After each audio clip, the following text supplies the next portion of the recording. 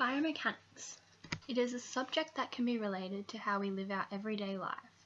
It is the science behind the internal and external forces that act upon the body and the effects produced by these different forces. According to Davids, Budden and Bennett, internal forces are created inside the body by the action of muscles pulling on the human bones. On the contrary, external forces are those that act outside the body, such as gravity and friction. Biomechanics is used heavily in sport, particularly to analyze athlete performances.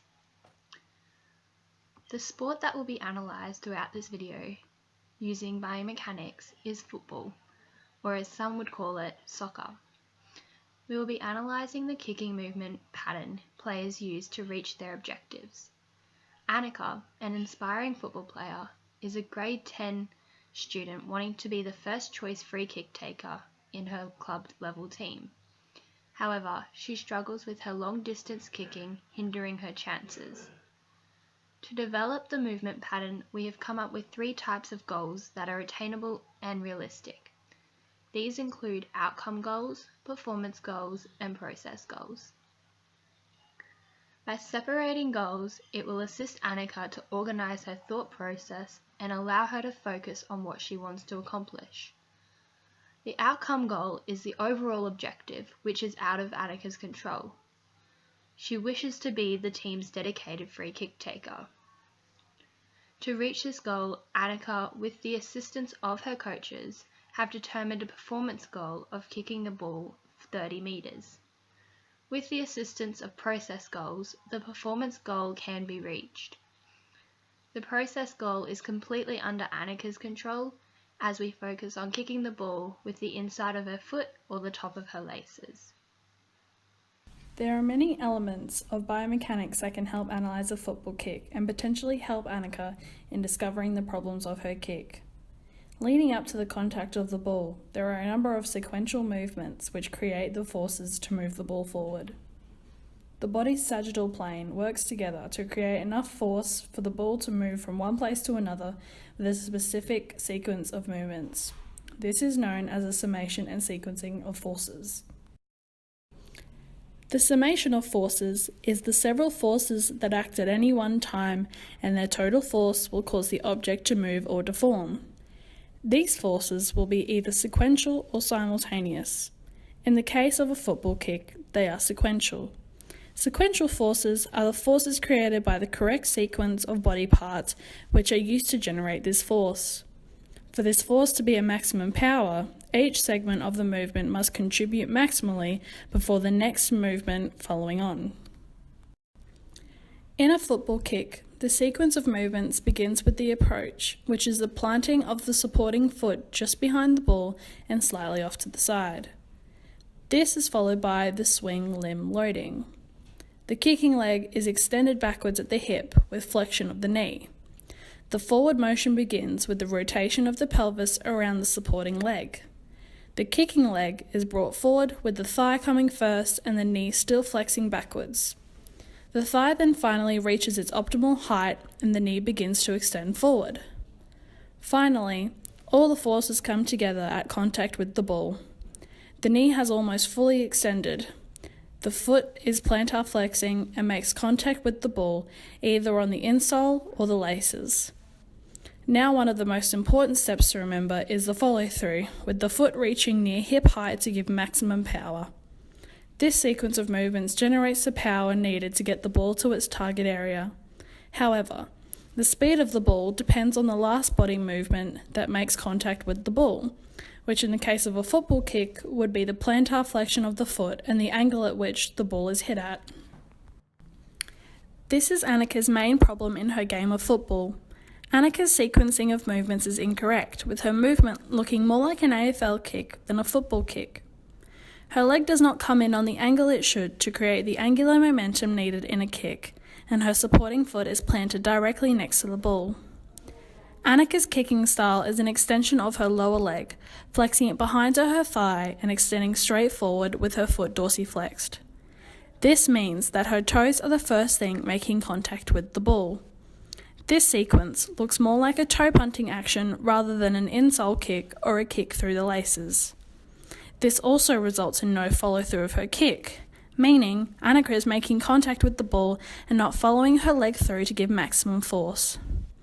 Annika approaches the ball with her foot placed directly parallel instead of slightly behind and further apart from the ball, leaving no room for the angular kicking style that we are looking for. This incorrect sequencing of movements causes Annika's kick to be inaccurate and lower in force and power. Annika's leg acts like a lever. When she kicks the ball, she is not getting that maximum power due to the fact that she doesn't use her lever to its full potential. A lever is a bar or rigid structure hinged at one point around which the structure can turn when a force is applied to it. Her bones act as the lever in the body, and they are pulled and moved by the muscle-generated forces. Levers help enhance the force or the velocity of the movement. There are 3 classes of lever, and every lever has 3 components consisting of a load, a fulcrum, and the arm with both a force and resistance component. Kicking the ball involves a Class 3 lever, where the axis is at the beginning of the lever with the force and load, following after in that order. The knee is the fulcrum of the lever, the ball is the resistance, and the tibia and fibula are the force. A kick also uses torque. Torque is the force or ability to create movement on a lever. In the case of a football kick, the leg is the lever, the femur is the lever arm or force arm, the tibia and fibula is the moment arm or resistance arm, and the knee is the fulcrum. If Annika doesn't use her lever to its fullest potential, she is not generating her maximum force. Looking through the related biomechanical principles and comparing this to Annika's kick, some key problems with Annika's kick arise.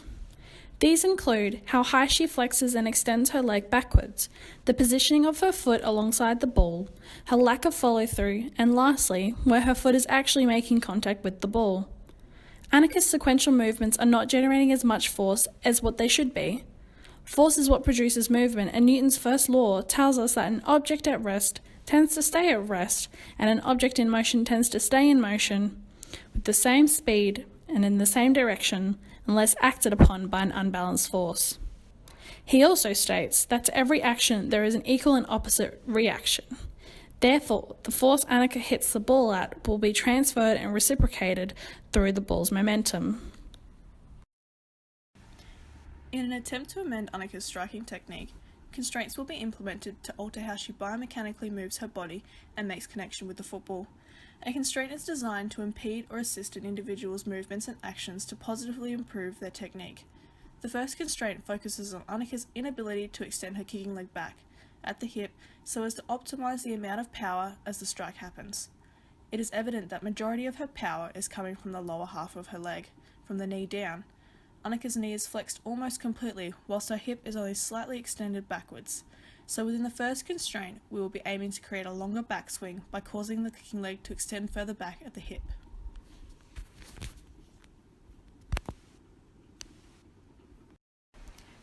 We've implemented an external feedback so that Annika is able to receive immediate feedback whilst completing her kick. To encourage her to extend her leg back, a pool noodle will be held behind her body at the height that her kicking leg would ideally extend to. She will be instructed that she isn't able to start the downswing towards the ball until she makes connection with the pool noodle with the back of her lower hamstring, knee, or upper calf area. When Annika makes connection with the pool noodle, it is considered a success. As observed in the video, it can be seen that Annika is now able to make connection with the pool noodle consistently. Because of this, we are now then able to move on to the next part of the constraint. After establishing Annika's ability to make connection with the pool noodle, a rating system will be implemented. The rating system is between 1 and 5, 1 being just touching the pool noodle, and 5 where her leg completely connects with the pool noodle. Annika will be asked to rate each backswing. When she achieves a 5, she will be congratulated and positively reinforced by the coach, encouraging her to always strive for a level 5 connection when performing a strong strike of the football. So now that you've got the constraints down pat, we're going to progress on to a rating system. So after you've hit the ball, I want you just to think to yourself about how hard you hit that pool noodle. Right, and when it comes to it, I'm going to ask you on a scale of 1 to 5. So I'm Alright, so what would you rate that from 1 to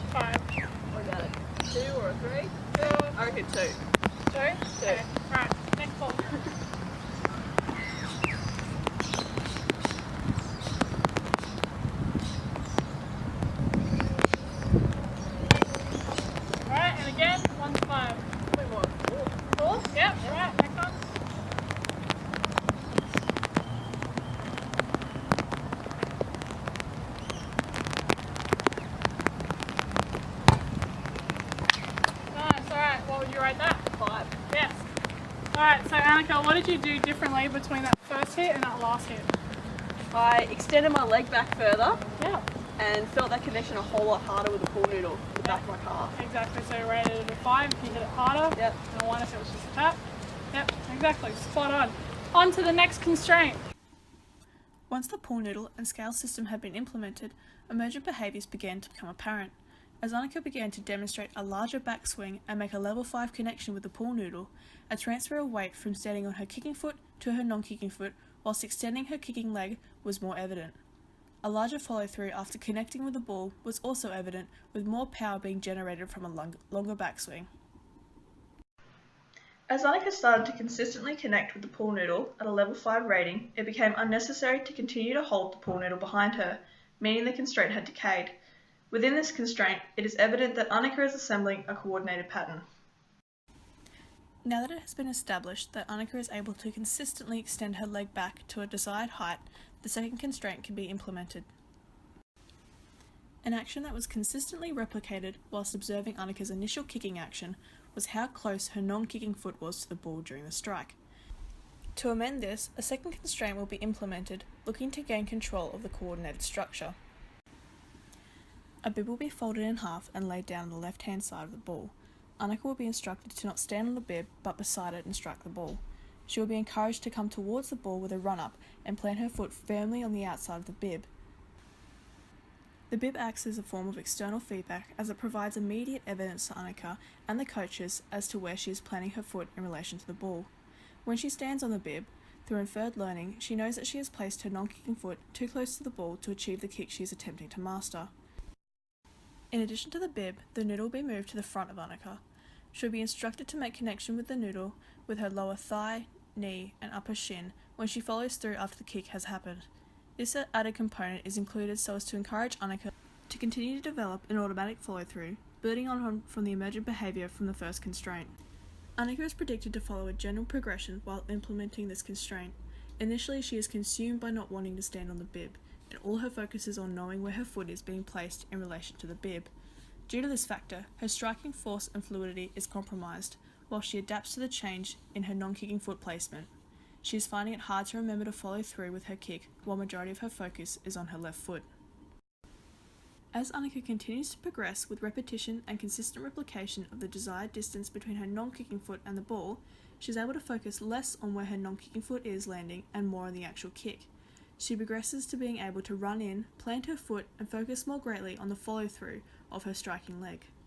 Within the final step of the progression, Annika is able to run in with 3 or more steps, plant her left foot consistently on the outside of the bib, and raise her right leg back to the desired height that was determined in constraint 1. Her follow-through is consistently hitting the pool noodle, and she can feel the power she is now generating with the more fluid movement she has developed. An emergent behaviour of this constraint is that she is more capable of drawing her striking leg back.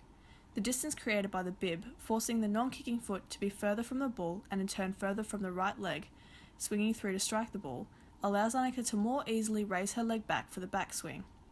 By opening her hips and allowing more space between her kicking and non-kicking foot, it becomes easier to draw her leg back and follow through as she isn't restricted and unable to swivel her upper body.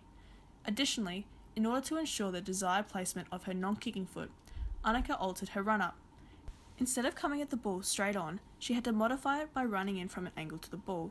She's taken approximately 2 steps to the left of the ball, back at her run-up starting point, so as to more easily place her left foot away from the football. Now that Annika is consistently stepping to the left side of the bib and not standing on it, and following through, the constraint has decayed and there is no longer a need for the external feedback components. At this stage, Annika is still kicking the ball with a toe poke action. She has adequately mastered her lead-in, backswing, foot placement and follow-through, although the actual act of striking the ball requires work. In an attempt to amend this, a third constraint will be implemented. This constraint will look to alter the part of Annika's foot that she kicks the football with. Currently, she is kicking the ball with a toe poke action, meaning her foot is dorsiflexed and the furthermost tip of the boot is making the connection with the ball. In implementing this final constraint, we'll be aiming to assist Annika in shifting her foot from dorsiflexed to plantar flex position, resulting in her kicking the football with the laces of her boots. To do this, the ball will be covered in baby powder. When Annika strikes the ball, the baby powder will coat whatever part of her foot she has kicked the ball with. When Annika is able to consistently kick the ball and have the left side of her laces covered in baby powder, she and her coaches will know that the constraint has decayed. We're going to put baby powder on the ball, and we're going to have a look at when you kick the ball where the baby powder lands on your foot, and that's going to be a point of contact. And if it's on your toe, we know it's wrong. Alright, so we want to try and get it on the inside of your foot. Up your foot. As can be seen in this video, Annika initially kicks the ball with the toe of her boot, resulting in the powder only coasting her toe, with most of it at the tip where the foot connected with the ball. In a discussion with Annika, the coach highlights this with her and discusses what part of her foot she'd ideally be kicking with. Your point of contact is at the tip of your toe every time. For the past 4 balls, your point of contact's been at the top, which means your foot is dorsiflexed when you're kicking the ball. What we want is a plantar flexion. We want your foot facing downwards to the ground, and you want that contact to be the top of your foot. Annika attempts the strike again. This time it can be seen that the baby powder covers the left side of her laces predominantly. She and her coach discuss the location of the powder on her boot, in which she is encouraged to try and replicate that technique. Off camera, Annika discusses with her coaches how the distance she now has between her non-kicking foot and the ball assists her in being able to successfully kick the ball with the laces of her boots. The coaches explain that this is because her kicking leg is no longer travelling directly below her upper body, which causes her to stand up more and compensate for the ground, resulting in the toe poking technique. Now with the wider stance, bent left knee and her right leg travelling towards the ball abducted, she is able to plantar flex her foot without fear of it hitting the ground before connecting with the ball. The baby powder now consistently coats the left side of the laces, meaning the constraint has decayed and there is no longer a need for the external feedback the baby powder provides. Annika is now able to fluently implement all aspects of the strike that the constraints have worked on. She can determine without the external feedback what aspect of her kick requires tweaking after kicking a football and observing that the ball doesn't travel how she desired it to. The next phase that Annika will need to pursue in order to master the art of free kicks is the ability to alter strike power, torque and the Magnus effect, and what part of her foot strikes the ball. Currently, Annika is capable of a basic striking action, where the instep of the foot is used. A large backswing and follow-through is necessary, and a longer run-up is required. This strike is predominantly about height and power, although an additional ability that can be achieved with this striking action is being able to knuckle the ball. In order to strike a knuckleball, the individual needs to be able to strike the ball putting minimal to no spin on it. The lack of spin creates a zigzag trajectory. As the ball travels along its straight path, its wake and the drag force acting on the ball cause it to deviate and travel in an unpredictable manner. This ability is desirable in a free kick as it allows the player to manipulate the goalkeeper or players into believing they will be able to stop the kick before it dips or swerves, missing the player entirely. After mastering this technique, Annika could move on to causing the ball to curl with the inside of her foot. When observing others perform this strike, they typically run in with a shorter run-up and have a smaller backswing and follow-through. The emphasis within this strike is on where they connect with the ball. If hit in the desired off-center spot, a player can cause the football to curve to the left or right depending on their preferred kicking foot. Friction between the spin of the ball and the air causes the football to curve. As the ball spins, it causes the velocity of the air around one side of the ball to become less than the opposing side. This is due to the tangential velocity. Since the airspeed around one side of the ball is less than the other, the pressure is greater on one side, which causes a force to act on the ball, making it curve. This is in line with Bernoulli's principle, which states that when air velocity decreases, air pressure increases, and vice versa. Therefore, if a player were to kick the ball off-center to the right of the ball, it would spin counterclockwise and the Magnus force would act left causing the ball to curve to the left. Once capable of curling the ball with the inside of the foot, Annika could attempt curling it with the outside of her foot. This takes into account the same principles outlined for the inside of the foot curl. Once Annika has mastered all three of these techniques and can determine when to use each kick and can fluently move between each type, she will have achieved metastability.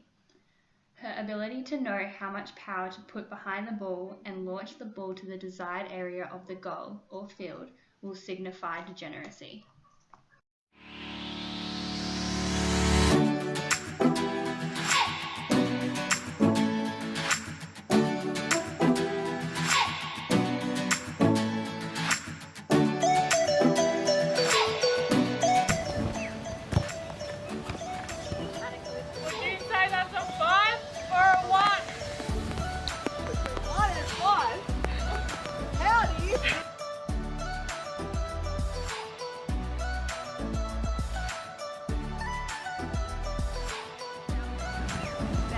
How high can you hit the noodle?